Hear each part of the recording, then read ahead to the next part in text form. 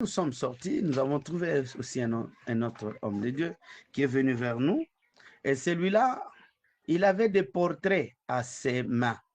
Et ces portraits, c'était des portraits qui reflètent l'image du, selon eux, soi-disant Jésus-Christ. Ils avaient des croix, ils avaient des chapelets, ils avaient des choses comme cela tout autour d'eux. Alors je pose la question à ces hommes de Dieu. Il a dit, s'ils se retrouvent là-bas, c'est parce qu'ils avaient dans leur maison les images taillées, des images aux effigies représentant Jésus, représentant ceci, représentant cela. Alors que la parole est claire, elle dit au commencement était la parole. La parole était avec Dieu et cette parole était Dieu. Cette parole s'est fait chair et elle habitait parmi nous. Donc, ce n'est pas l'image que vous prétendez, l'image de Jésus qui peut vous sauver, mais l'image de Jésus, c'est sa parole seule qui est le reflet même de Jésus lui-même. Soyez tous bénis de partout où vous êtes et que la main de Dieu soit avec vous.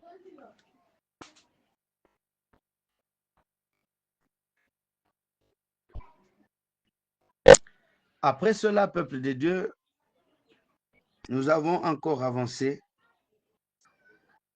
Nous avons lutté pour aller un peu de l'avant et là, nous avons trouvé encore un autre serviteur de Dieu qui nous dit, venez, nous l'avons suivi. Et là où nous sommes allés, il a ouvert la porte. Nous avons trouvé plusieurs serviteurs de Dieu et ces serviteurs de Dieu qui étaient là-bas, je leur pose la question, qu'est-ce qu'ils sont en train de faire ici? Il me dit, ce sont ces serviteurs-là qui étaient dans des couples avec des femmes sans doter, sans le marier. Mais ils étaient même capables de bénir le mariage des autres pendant qu'eux-mêmes avaient des problèmes dans leur mariage avec leur belle famille. C'est-à-dire, ce sont des serviteurs qui se sont mariés, qui sont dans des mariages, mais sans dot. Ils peuvent être diaconesses, je ne sais pas qui que ce soit, avec des noms dans les églises, mais qui ne s'étaient pas mariés légalement, qui n'avaient pas donné la dot légalement dans leur belle famille. Alors, ils se retrouvent dans les lieux du tourment à cause de dot. Que l'Éternel Dieu vous bénisse. Il y a beaucoup de choses que je devrais parler encore sur ce point, mais je préfère clôturer avec le village des serviteurs. Cela ne veut pas dire que j'ai tout terminé, mais je voudrais un peu sortir aussi dans ce village pour aller parler aussi d'autres choses. Peuple de Dieu, le chemin ou le ministère n'est pas un chemin de confort, comme plusieurs le pensent, mais c'est un chemin du brisement. Si vous n'acceptez pas d'être brisé, si vous n'acceptez pas de passer par le brisement, la vie éternelle sera loin de vous. Soyez bénis et que la main de Dieu continue à vous soutenir. Je clôture avec le livre de Romains à son chapitre 8 et le 5e verset. Romains chapitre 8, le 5e verset. Je vais lire au nom puissant de Jésus-Christ de Nazareth.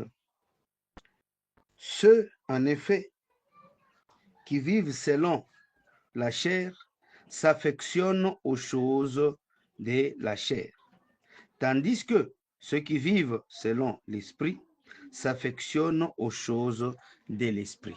Si vous êtes serviteur de Dieu, vous allez aimer les choses de l'esprit et non pas les choses de la chair, les choses terrestres. Nous savons que vous pouvez construire, vous pouvez tout faire et cela ne vous amènera nulle part, homme de Dieu. Au 6e midi, et l'affection de la chair, c'est la mort, tandis que l'affection de l'esprit, c'est la vie et la paix. Donc, acceptez d'aimer les choses de Dieu, les choses de l'esprit plutôt que aimer les choses de la chair. Je vous ai dit, vous les connaîtrez par leurs fruits. Cela veut dire que à cause de leurs actes, à cause de fruits qu'ils sont en train de présenter, vous allez comprendre et savoir que celui-ci, il s'affectionne aux choses du ciel et l'autre s'affectionne aux choses de la chair. Peuple de Dieu, acceptez d'être de ceux-là qui vont s'affectionner aux choses de l'esprit et non pas aux choses de la chair. 2 Corinthiens chapitre 4, le 10e verset. Que l'Éternel Dieu vous bénisse et que la gloire de Jésus surabonde sur vous. Et dès que nous sommes sortis dans ce village des serviteurs, je peux un peu parcourir le plus vite possible pour ce qui concerne les intercesseurs aussi, je m'excuse vraiment. Vous allez comprendre ensemble avec moi, bien-aimés dans le Seigneur, que le dernier groupe de serviteurs, dans le village des serviteurs, j'avais vu aussi les intercesseurs. J'avais vu les intercesseurs. 3 fléaux sont en train de détruire le ministère. Et ces 3 fléaux sont l'argent, l'orgueil et les femmes. Si ces 3 choses, vous allez les maîtriser, les dominer, je suis certain que la victoire du Seigneur sera toujours avec vous et que sa gloire sera continuelle dans vos vies. Soyez tous bénis. Quand nous sommes sortis, nous avons trouvé les intercesseurs. Et quand nous avons trouvé les intercesseurs, ils étaient tellement très nombreux. Et du fait qu'ils étaient très nombreux, j'ai vu beaucoup de choses et ils m'ont parlé de beaucoup de choses que je vais essayer un peu de parcourir le plus vite parce que nous voulons entamer un autre village qui est le village où nous avons trouvé des gens qui ne se sont pas dépouillés. J'ai trouvé quelqu'un qui dit, moi j'étais intercesseur dans l'église, mais voici les défauts qui vont amener les intercesseurs en enfer. 1, ce sont ces personnes-là qui sont intercesseurs, mais qui ne gardent jamais les secrets de gens pour qui ils sont en train de prier. Deuxième élément, il a dit, s'il se retrouve là-bas, c'est parce qu'il était intercesseur, mais il vivait avec la femme d'autrui. L'autre dit, moi j'étais intercesseur, mais je profitais de gens, c'est-à-dire que je mettais beaucoup plus l'accent sur l'argent, sur des soutiens matériels. Il fallait que les gens me soutiennent, il fallait que les gens m'aident, il fallait que les gens me donnent de l'argent. Si tu n'as pas d'argent, tu n'as pas de moyens, je n'ai pas le temps de prier pour toi.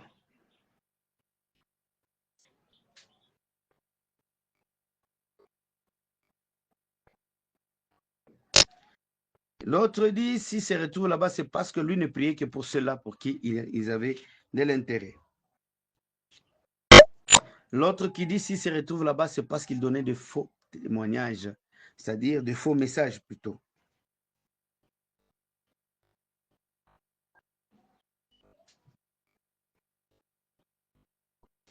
L'autre qui dit, s'il se retrouve dans ça, c'est parce qu'il voulait créer des problèmes entre le pasteur et les autres fidèles. Que l'Éternel Dieu nous bénisse et que le Seigneur Dieu vous garde encore davantage. Oui, en dehors de ça, nous avons quitté ce village des serviteurs.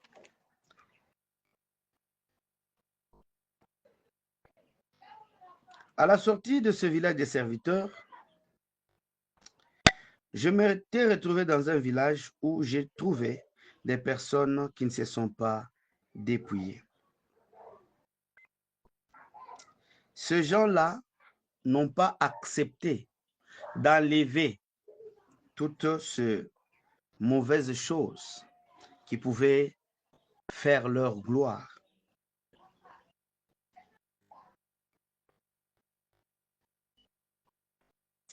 Ce village, c'est un village de beaucoup de personnes, un village où il y a plusieurs personnes qui s'étaient beaucoup plus attachées aux ornements de leur corps,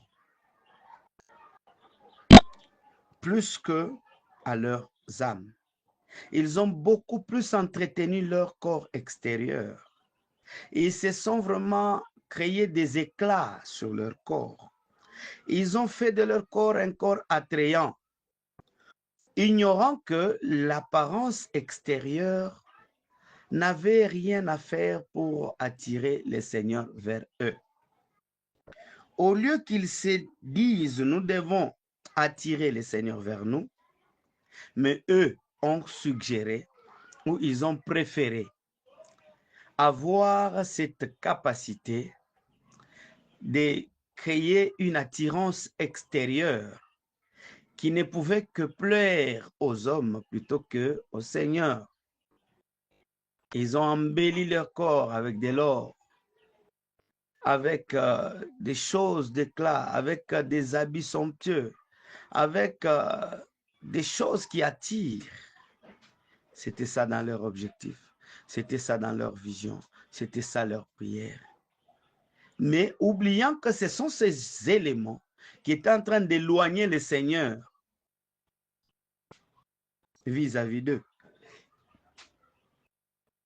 Voilà pourquoi nous allons essayer, encore une fois, vous donner ce que nous avons vu dans les lieux du tourment avec tous ces gens-là qui n'avaient pas accepté de se dépouiller de leurs erreurs, de leurs personnes extérieures.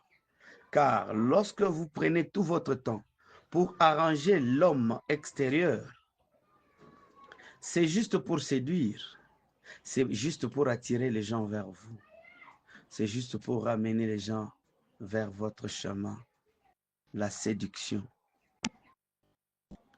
Est-ce que en faisant cela, le Seigneur est-il aussi séduit par votre aspect extérieur, par votre attitude, par votre comportement? Croyez-vous à cela? Je ne m'imagine pas. J'aimerais que chacun de nous prête encore attention à cette suite du témoignage qui sera une bénédiction pour eux. Voilà pourquoi, avant d'acheminer, avant d'avancer, je vais lire la parole du Seigneur. Je suis dans le livre de 1